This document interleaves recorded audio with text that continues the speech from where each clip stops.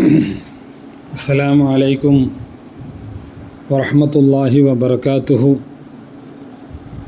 பிஸ்மில்லாஹிர் ரஹ்மானிர் ரஹீம். அல்ஹம்துலில்லாஹி ரப்பில் ஆலமீன் வல் ஆகிபத்து லில் முத்தகீன். அஸ்ஸலாத்து வஸ்ஸலாமு அலா சய்யிதினா முஹம்மதின் அஷ்ரஃபில் அன்பியாஇ வல் முர்சலீன் வ அலா ஆலிஹி வ அஸ்ஹாபிஹி அஜ்மஈன். அம்மா பஅத். فقد قال الله تبارك وتعالى في كلامه القديم والفرقان الحميد بعد أعوذ بالله من الشيطان الرجيم بفضل بسم الله الرحمن الرحيم. لقد جاءكم رسول من أنفسكم عزيز عليه ما أعنتم حريص عليكم بالمؤمنين رؤوف رحيم. صدق الله العلي العظيم. புகழ் அனைத்தும் அகிலத்தையும் படைத்து பரிபாலிக்கக்கூடிய எல்லாம் வல்ல அல்லாஹ் ஒருவனுக்கே உரித்தாகட்டுமாக. அல்லாஹ்வின் மேலான சாந்தியும் அவனது கருணையும் நம் உயிருக்கும் உயிரான உயிரினும் மேலான அருமை நாயகம் முஹம்மது ரசூலுல்லாஹி ஸல்லல்லாஹு அலைஹி வஸல்லம் அவர்கள் மீதும் உலக முஸ்லிம்கள் எல்லோரின் மீதும் நிரப்பமாய் உண்டாவதாக. ஆமீன். கண்ணியத்திற்குரிய அல்லாஹ்வின் நல்லடியார்களே, இன்றைய தராவீகளில் ஓதப்பட்ட ஒரு திருமறையினுடைய வசனம் சூரா தௌபாவினுடைய கடைசி 2 வசனங்கள். இந்த கடைசி 2 வசனங்களில் அதிலேயும் குறிப்பாக சூரா தௌபாவினுடைய 128வது வசனத்தில் எல்லாம் வல்ல அல்லாஹ் நம் உயிரினும் மேலான அருமை நாயகம் முஹம்மது ரசூலுல்லாஹி ஸல்லல்லாஹு அலைஹி வஸல்லம் அவர்களின் சிறப்புமிக்க 4 தன்மைகளை சொல்லி காட்டுகிறார். சொல்லப்போனால் குர்ஆனிலும் ஹதீஸிலும் முந்திய வேதங்களிலும் ஸல்லல்லாஹு அலைஹி வஸல்லம் அவர்களுடைய தன்மைகள், அவர்களுடைய சிறப்பு அம்சங்கள் என்னவெல்லாம் சொல்லப்பட்டிருக்கிறதோ, ஸல்லல்லாஹு அலைஹி வஸல்லம் அவர்களுடைய அனைத்து வகையான நற்பெயர்களையும் தன்மைகளையும் ஒன்று சேர்ந்த சுருக்கமான ஒரு வசனம்தான் இந்த வசனம். இந்த வசனத்தில் அல்லாஹு தஆலா சொல்லும் பொழுது முதலிலே லக்கத் ஜாஅக்கும் ரசூலும் மின் அன்ஃபுசிக்கும் என்று அல்லாஹ் சொல்லி காட்டுகிறான். அதாவது உங்களிலிருந்தே ஒரு தூதர் திட்டமாக உங்களிடத்திலே வந்திருக்கிறார் என்று முஃமின்களாகிய நம்மை பார்த்து அல்லாஹ் சொல்கின்றான். அதாவது குர்ஆனை பொதுவாக இந்த கிராத்தினுடைய குர்ஆனை 7 கிராத்துகளில் ஓதக்கூடிய ஒரு வழமை உண்டு. கிராத்தினுடைய துறையிலே அப்படிப்பட்ட ஒன்று உண்டு. அதிலே இந்த வசனத்தை ஓதும்போது இப்படி ஓதி காட்டுகிறார்கள். லக்கத் ஜாஅக்கும் ரசூலும் மின் அன்ஃபுசிக்கும், மின் அன்ஃபுசிக்கும் என்று ஓதி காட்டுகிறார்கள். அன்ஃபஸ் என்று சொன்னால் என்ன அர்த்தம்? உங்களிலிருந்து ஆக உயர்ந்த ஒரு குடும்பத்திலிருந்து, உங்களிலிருந்து ஆக உயர்ந்த கோத்திரத்திலிருந்து ஒரு தூதர் உங்களிடத்திலே வந்திருக்கிறார் என்று அல்லாஹ் சொல்கின்றான். ஸல்லல்லாஹு அலைஹி வஸல்லம் அவர்களும் கூட நிறைய ஹதீஸ்களிலே சொல்லி காட்டுவார்கள். அல்லாஹு தஆலா தன்னை சிறந்தவர்களிலிருந்து சிறந்தவராக தன்னை தேர்ந்தெடுத்ததாக பல ஹதீஸ்களிலே ஸல்லல்லாஹு அலைஹி வஸல்லம் சொல்லி காட்டுகிறார்கள். இன்னும் சொல்லப்போனால் இன்னொரு ஹதீஸில் ஸல்லல்லாஹு அலைஹி வஸல்லம் சொல்லுவாங்க, தன்னுடைய முன்னோர்கள், அவருடைய தந்தை ஹஸரத் அப்துல்லா ரஸியல்லாஹு அன்ஹு அவர்கள் முதற்கொண்டு ஆதம் அலைஹிஸ்ஸலாத்து வஸ்ஸலாம் வரை இந்த சங்கிலி தொடர் எவ்வளவு தூரம் யார் யாரெல்லாம் ஸல்லல்லாஹு அலைஹி வஸல்லமுடைய தந்தைமார்களுடைய அந்த முன்னோர்களுடைய அந்த சங்கிலி தொடர்களிலே வருகிறார்களோ எல்லோரும் முறையாக திருமணத்தின் மூலமாய் இந்த உலகத்தில் வந்தவர்கள். அவர்களிலே யாரிடத்திலேயும் தவறான நடத்தை கெட்ட ஒரு சின்ன செயல் கூட அவர்களிடத்திலே இருந்ததில்லை என்று சில ரிவாயத்துகளில் வருது. இன்றைக்கி உலகத்தில் இப்போ ஏற்பட்ட ஒரு பரிசுத்தமான பரம்பரையை யாரிடத்திலையும் நம்மால் பார்க்க முடியாது. ஒரு 3 தலைமுறை 4 தலைமுறை 5 தலைமுறை வரை அவருடைய வரலாறு இருக்கும். அதற்கு மேல் அவருடைய முன்னோர்கள் எப்படிப்பட்டவர்கள் என்று தெரியாது. ஆனால் ஸல்லல்லாஹு அலைஹி வஸல்லம் அவர்கள் சொல்கின்றார்கள், தன்னுடைய முன்னோர்களில் தன் தந்தையிலே ஆரம்பித்து ஆதம் அலைஹிஸ்ஸலாம் வரை எல்லோரும் தூய்மையானவர்கள் முறையாய் திருமணத்தின் மூலமாய் இந்த உலகத்தில் அவதரித்தவர்கள் பிறந்தவர்கள் என்பதை ஸல்லல்லாஹு அலைஹி வஸல்லம் அவர்கள் சொல்லி காட்டுகிறார்கள். அடுத்ததாக அல்லாஹ் சொல்லி காட்டுகிறான், அசீசுன் அலைஹி மா அனித்தும், நீங்கள் சிரமப்படுவது, நீங்கள் கஷ்டப்படுவது அந்த நபிக்கு பெரும் துன்பமாக இருக்கிறது, வருத்தமாக இருக்கிறது என்று அல்லாஹ் சொல்லி காட்டுகிறான். அதாவது இந்த உம்மத்தினர்களாகிய நாம் ஏதேனும் கஷ்டத்திற்குள்ளாகிவிட்டால் அந்த விஷயம் நம்மை காட்டிலும் கண்மணி நாயகம் ஸல்லல்லாஹு அலைஹி வஸல்லம் அதிகமாக வருத்தம் தரக்கூடியதாக இருக்குது. இது நிறைய ஹதீஸ்களை நாம் பார்க்குறோம். எத்தனை ஹதீஸ்களில் இந்த உம்மத்து சிரமப்பட்டு விடக்கூடாது என்பதற்காக வேண்டி ஸல்லல்லாஹு அலைஹி வஸல்லம் அவர்கள் எவ்வளவு சலுகைகளை நமக்கு தந்திருக்கிறார்கள். இன்னும் சொல்லப்போனால் கயாமத் இந்த உலகத்திலே வந்த எல்லா நபிமார்களுக்கும் அல்லாஹு தாலா முஸ்தஜாபு தஅவா என்கின்ற ஒரு தனி மிகவும் பிரத்யோகியமான ஒரு துஆ, அந்த துஆவை வைத்து அந்த நபி எதை கேட்டாலும் அல்லாஹ் அதை நிறைவேற்றி தருவான். அல்லாஹ்வால் எழுதப்பட்ட விதியையே மாற்றி தர சொன்னாலும் கூட அல்லாஹ் தருவான். இந்த உலகத்தில் வந்த எல்லா நபிமார்களும் தங்கள் வாழ்க்கையில் ஒரு குறிப்பிட்ட நேரத்தில் இக்கட்டான சூழலிலே அந்த துஆவை அவர்கள் பயன்படுத்தி விட்டார்கள். ஆனால் கண்மணி நாயகம் ஸல்லல்லாஹு அலைஹி வஸல்லம் அவர்கள் மட்டும்தான் அந்த துஆவை பயன்படுத்தாமல் நாளை மறுமையில் இந்த சமுதாயத்தை சேர்ந்த பெரும் பாவிகளுக்காக அதை வைத்திருக்கிறார். இந்த சமுதாயத்தில் இருக்கக்கூடிய நல்லவங்களுக்கு வைக்கிறது அல்ல. ஸல்லல்லாஹு அலைஹி வஸல்லம் அவர்கள் எந்த அளவுக்கு கிருபையுள்ளவர்கள், இந்த சமுதாயத்திலே இருக்கக்கூடிய பாவிகள் கூட நாளைக்கு மறுமையிலே அவர்கள் தண்டனை அனுபவிப்பது ஸல்லல்லாஹு அலைஹி வஸல்லமுக்கு வருத்தத்தை தந்துவிடும். எனவே தான் அந்த ஷஃபாஅத்தை, அந்த அல்லாஹ்வால் வழங்கப்பட்ட அந்த வாய்ப்பை, சலுகையை இந்த உம்மத்திற்காக வைத்திருக்கிறார். வாழ்க்கையில் நிறைய ஸல்லல்லாஹு அலைஹி வஸல்லமுடைய அந்த 23 ஆண்டு காலம் நபித்துவத்தினுடைய வாழ்க்கையில் இந்த துஆவை, இந்த பிரத்யேகமான இந்த முஸ்தஜாபு தஆவாவை பயன்படுத்துவதற்கு நிறைய சூழல்கள் ஏற்பட்டுச்சு. நிறைய சூழல்கள். ஷுஅப் அபி தாலிபில் 3 ஆண்டுகள் ஊர் ஒதுக்கம் செய்யப்பட்டிருந்த நேரம், இது மாதிரி நிறைய சூழல்கள் இருந்தாலும் எந்த சூழலிலேயும் ஸல்லல்லாஹு அலைஹி வஸல்லம் அதை பயன்படுத்தலை. ஆனால் அல்லாஹு தாலா உலகத்தில் வந்த நபிமார்களுக்கு தந்தது அவங்களுடைய பிரத்யோகிய பயன்பாட்டிற்கு, பர்சனல் யூஸ்க்காக வேண்டி தான் அல்லாஹ் கொடுத்தான். ஒவ்வொரு நபியும் தனக்கு எதை வேண்டுமானாலும் கேட்கலாம். அந்த துஆவை வைத்து தான் ஈசா அலைஹிஸ்ஸலாம் வானத்திற்கு உயர்ந்தார்கள். நூஹ் அலைஹிஸ்ஸலாம் தன் சமுதாயத்துக்கு எதிராக துஆ செய்தார்கள். இப்படி. ஆனால் ஸல்லல்லாஹு அலைஹி வஸல்லம் அதை தனக்காக பயன்படுத்தாமல் இந்த உம்மத்திற்காக வைத்திருந்தார்கள். ஏன்னா இந்த உம்மத்தில் யாருமே சிரமப்படக்கூடாது. சிரமப்படுவது ஸல்லல்லாஹு அலைஹி வஸல்லம் அவர்களுக்கு கஷ்டமாக இருக்கும். உதாரணமாக இந்த மிஸ்வாக்கை பற்றி சொல்லும் பொழுது ஸல்லல்லாஹு அலைஹி வஸல்லம் சொல்லுவாங்க, என் உம்மத்திற்கு மட்டும் லௌலா அன் அஷுக்க அலா உம்மதி, என் சமுதாயத்தின் மீது மட்டும் நான் சிரமம் ஏற்படுத்தி விடுவேன் என்ற எண்ணம் எனக்கு இல்லை என்றால் ஒவ்வொரு தொழுகைக்கும் மிஸ்வாக்கை நான் கடமையாக்கியிருப்பேன். அப்படின்னா ரசூலுல்லாஹி ஸல்லல்லாஹு அலைஹி வஸல்லமுக்கு மிஸ்வாக் என்பது பிரியமானது.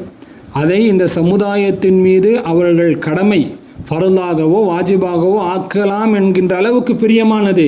ஆனால் அப்படி ஆக்கிவிட்டால் தன் சமுதாயம் கஷ்டப்பட்டு விடுமே என்ற காரணத்தினால ஸல்லல்லாஹு அலைஹி வஸல்லம் அதை சுன்னத்தாக வச்சுருக்காங்க. அதே மாதிரி தான் இஷாவுடைய தொழுகையை ஸல்லல்லாஹு அலைஹி வஸல்லம் அவர்கள் இரவினுடைய பிற்படுத்தி தொழுவதை கடமையாக்கலாம் என்று இருந்தார்கள். அது இந்த சமுதாயத்திற்கு சிரமமாகிவிடும் என்பதற்காக அதை அவர்கள் கடமையாக்கல். அப்போ அல்லாஹ் சொல்கின்றான், அசீசுன் அலைஹி மா அனித்தும், நபியே, அந்த நபி எப்படிப்பட்டவர்கள்?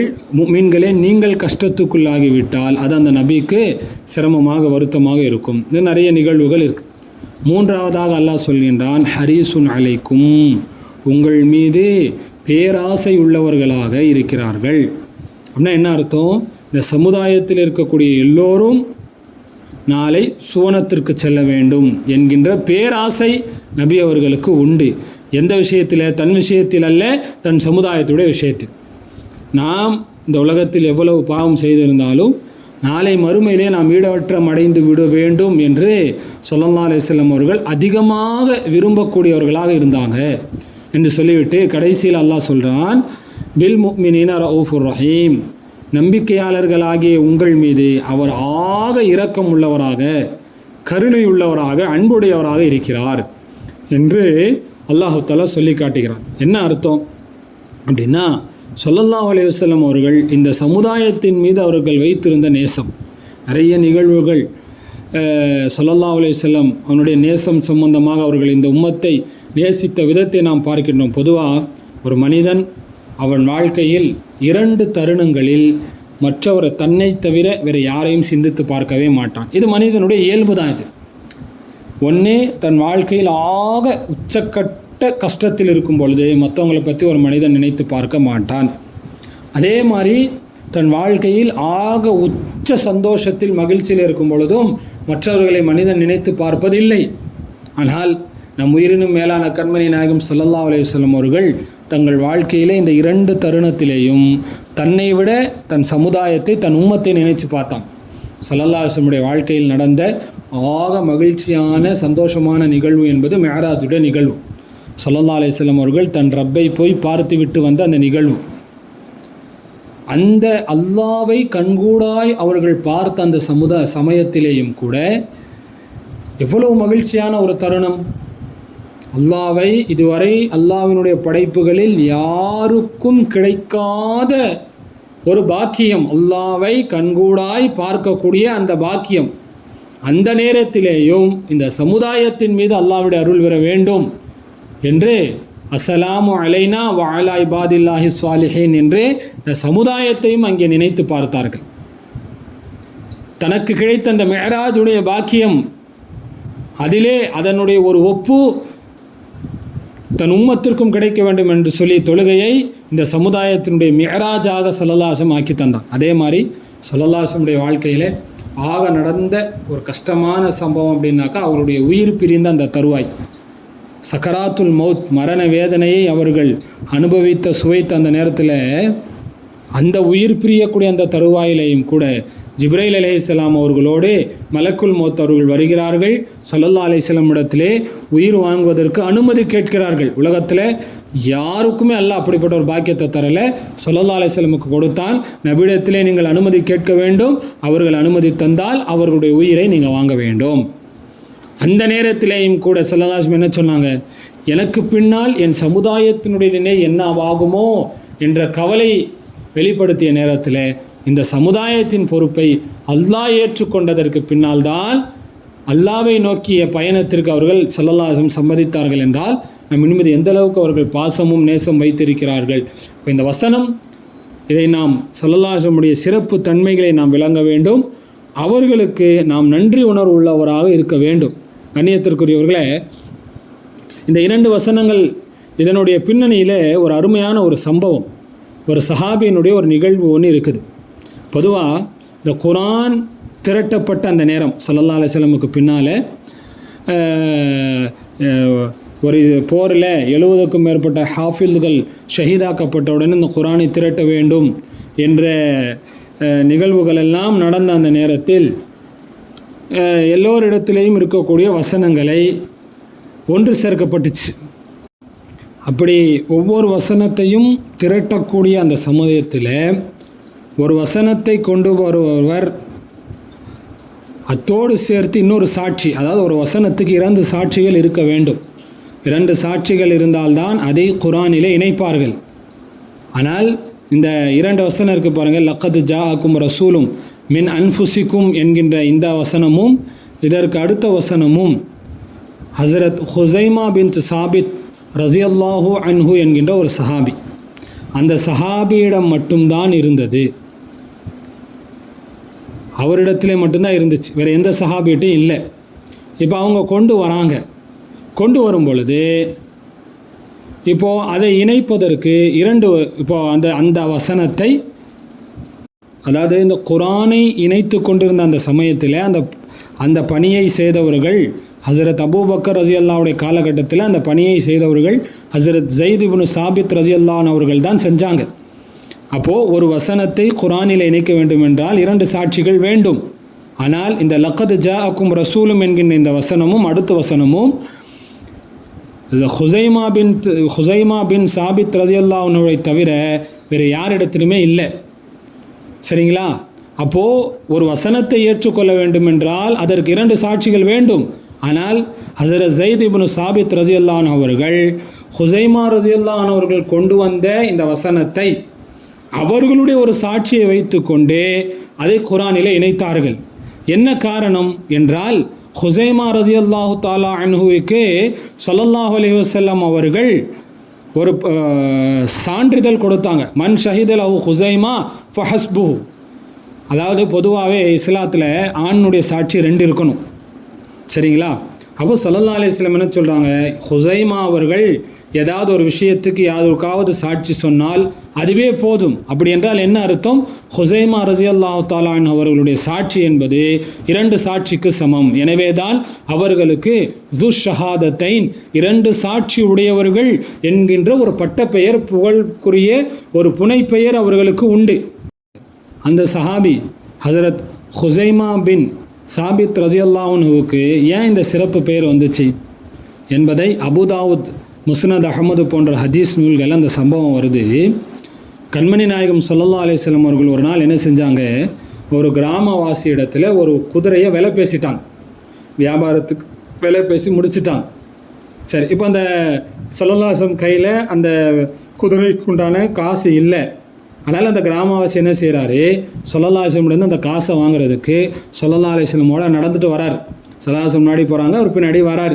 இல்லை ரசூலுல்லாஹ் கூடயே நடந்து வராங்க. போய் எங்கள் வீட்டில் போய் அதுக்கு உண்டான பணத்தை வாங்கிக்கலாம். இப்போது நடந்துகிட்டே வரும் பொழுது, அதாவது ஸல்லல்லாஹு அலைஹி வஸல்லம் வேகமாக முன்னாடி போகிறாங்க, அவருக்கு காசு தரணும்னு. இந்த கிராமவாசி பின்னாடி மெதுவாக வரார். ஸல்லல்லாஹு அலைஹி வஸல்லம் அவர்கள் இந்த குதிரையை அந்த கிராமவாசியிடத்திலே விலை பேசியிருக்கிறாங்க, வியாபாரம் முடிஞ்சிருச்சுன்னு சொல்லி சில மனிதர்களுக்கு தெரியாதவங்க என்ன செஞ்சாங்க, அந்த கிராமவாசிக்கிட்ட போய் ஸல்லல்லாஹு அலைஹி வஸல்லம் சொன்ன விலையை காட்டிலும் கொஞ்சம் கூடுதல் விலைக்கு அந்த கிராமவாசிகிட்ட கேட்டாங்க. அதாவது ஸல்லல்லாஹு அலைஹி வஸல்லம் இவ்வளோ கேட்டிருக்கிறாங்கன்னு சொல்லி அந்த சஹாபாக்களுக்கு, அந்த மக்களுக்கு தெரியல. ஏதோ ஒரு கிராமவாசி தனியாக வராரு, குதிரை இருக்குது, விற்கிற மாதிரி தெரியுதுன்னு சொல்லி போய் அவர்கிட்ட விலை பேசுகிறாங்க. அந்த விலை என்பது ஸல்லல்லாஹு அலைஹி வஸல்லம் சொன்ன விலையை விட அதிகமாக இருக்குது. அப்போ அந்த கிராமவாசி என்ன செஞ்சார், என்னடா ஸல்லல்லாஹு அலைஹி வஸல்லம் சொன்னதை விட இது அதிகமாக இருக்கிறேன்னு சொல்லி உடனே ஸல்லல்லாஹு அலைஹி வஸல்லம் அவர்களை உரத்த சப்தத்தில் கொஞ்சம் சவுண்டாக கூப்பிட்டு, நபியே, நீங்கள் இதை வாங்குவதாக இருந்தால் உடனே வாங்கிக்கிங்க, இல்லைன்னா நான் இதை மற்றவங்களுக்கு விற்றுடுறேன் அப்படின்னு சொல்கிறார். அதாவது இந்த விலைக்கு வாங்குங்க, இப்போ இதை வாங்குவதாக இருந்தால் வாங்கிடுங்க, இல்லைன்னா நான் வேறு ஆளுக்கு விற்றுறேன்னு சொன்ன உடனே ஸல்லல்லாஹு அலைஹி வஸல்லம் சொன்னாங்க, எப்பா நான் தான் உன்கிட்ட விலை பேசி வாங்கிட்டேன்ல, வியாபாரம் முடிஞ்சிருச்சுல்ல, இதுக்கு மேலே இன்னொரு ஆளுக்கு விற்கிறேன்னா என்ன நியாயம் அப்படிங்கிற மாதிரி கேட்டாங்க. அப்போ அந்த கிராமவாசி சொன்னாராம், அல்லாஹ்வின் மீது ஆணையாக இதை நான் உங்களுக்கு விற்கலை அப்படின்ட்டார். ஒரு கிராமவாசி அந்த அவங்க விலை கூடுதல் கேட்டனால அதன் பக்கம் மனது சாய்ந்து அப்படி சொல்லிட்டார். அப்போ ஸல்லல்லாஹு அலைஹி வஸல்லம் சொன்னாங்க, இல்லையே எப்பா நான் உங்ககிட்ட வாங்கிட்டேனே அப்படின்னு ஸல்லல்லாஹு அலைஹி வஸல்லம் சொல்கிறாங்க. அவர் இல்லைங்கிறாரு. ரசூலுல்லாஹி ஸல்லல்லாஹு அலைஹி வஸல்லம் அம்மா நான் வாங்கிட்டேங்கிறார். அப்போ அந்த கிராமவாசி சொன்னாராம், அப்படியா, நீங்கள் என்கிட்ட வாங்கினீங்களா, வியாபாரம் செஞ்சீங்களா, சரி அதுக்கு சாட்சி கொண்டு வாங்க பார்ப்போம் அப்படின்னா. சாட்சி, ஏன்னா அந்த 2 பேருக்கு மத்தியில் ஸல்லல்லாஹு அலைஹி வஸல்லமுக்கும் அந்த கிராமவாசிக்கு மத்தியில் வியாபாரம் நடக்கும் பொழுது யாருமே அங்கே இல்லை.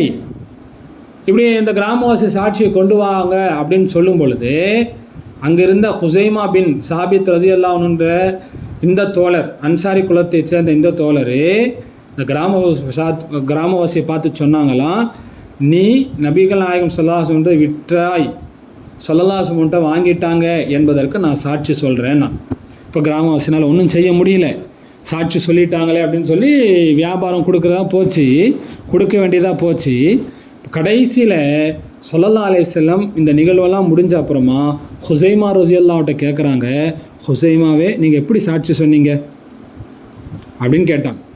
நீங்கள் தான் அங்கே இல்லை அப்படின்ன உடனே தான் ஹுசைமா ரலியல்லாஹு சொன்ன வார்த்தை நம் வாழ்க்கையில் எப்பொழுதும் நம்முடைய உள்ளத்தில் நினைவில் இருக்க வேண்டிய வார்த்தை. ஹுசைமா ரலியல்லாஹு அன்ஹு சொன்னாங்க, யா ரசூலல்லாஹ், உங்கள் மீது உள்ள நம்பிக்கையால் சாட்சி கூறினேன். அப்படின்னா என்ன அர்த்தம், நீங்கள் இதுவரை எத்தனை விஷயங்களை சொன்னீங்க, எல்லாத்தையும் நாங்கள் நம்பணும், இதையும் நம்புகிறோம் என்ற அடிப்படையில் உங்கள் மீது உள்ள நம்பிக்கையால் சாட்சி கூறினேன் யா ரசூலல்லாஹ் என்று தன் கண்ணால் பார்க்காவிட்டாலும் ஸல்லல்லாஹு அலைஹி வஸல்லம் ஒரு விஷயத்தை சொன்னால் அது உண்மையாகத்தான் இருக்கும் என்கின்ற ரசூலின் மீது ஆழமான நம்பிக்கையை, அகீதாவை, கொள்கையை ஹஸரத் ஹுசைமா ரலியல்லாஹு அன்ஹு அவர்கள் நமக்கு சொல்லித்தரான். அப்போ தான் ஸல்லல்லாஹு அலைஹி வஸல்லம் சொன்னாங்க, இந்த ஹுசைமா ரலியல்லாஹுடைய சாட்சி இருவருடைய சாட்சிக்கு சமம் என்று அவருடைய சாட்சியை இருவருடைய சாட்சிக்கு சமமாக்கினான். அபுதாவுதில், முஸ்னத் அஹமதில் இந்த நிகழ்வு வருது. அப்போது அப்பொழுது தான் இவர்களுக்கு ஷஹாதத்தைன்ங்கிற அந்த பட்டம் கிடைச்சிச்சு. அப்போது அவர்கள் ஒரே ஒரு நபர் இந்த 2 வசனங்களை கொண்டு வந்தார்கள். 2 சாட்சிகள் இருக்க வேண்டும், இருந்தால்தான் அது குர்ஆனுடைய வசனம் என்று குர்ஆனிலே சேர்க்கப்படும். ஏன்னா அந்த காலகட்டத்தில் சஹாபாக்கள்கிட்ட மக்கள்கிட்ட தோலிலேயும் எலும்பிலேயும் கிடைத்த விஷயங்களில் எழுதி வச்சுருந்தாங்க. இதையெல்லாம் ஒரு நூல் வடியிலே கோர்க்க வேண்டும் என்றால் இவைகளெல்லாம் ஆயத் என்பதற்கு 2 சாட்சிகள் வேண்டும்.